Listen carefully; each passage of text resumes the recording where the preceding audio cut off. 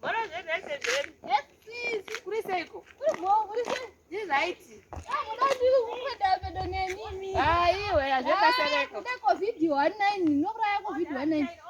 Chinonzi COVID-19 wa COVID-19.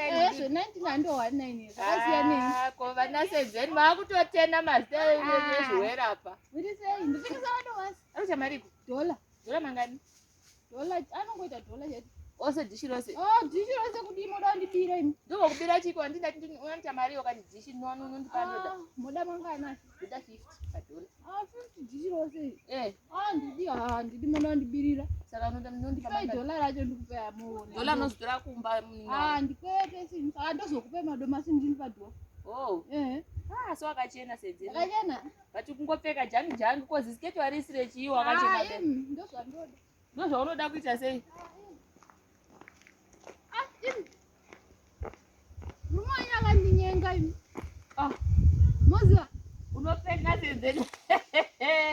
Sedzeni uchamuchowa.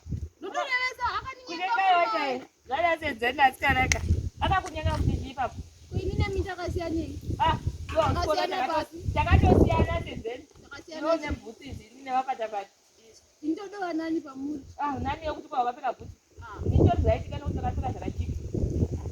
Akandinyenga akatoti tisangane padhibhurani nhasi. Sedzeni usabvuma unopuwa mwana nevarume wani. Usatimbobvuma. Makapuwawo wani mwana. Imoda ndimurambe makamuda wani. Unomudawo mwana. Hamene zvako kwauri sedzeni nekuzoti usabvuma. Hamene zvako. Kana ukangomuda hamene zvako ukamuda ukatisawo mwana.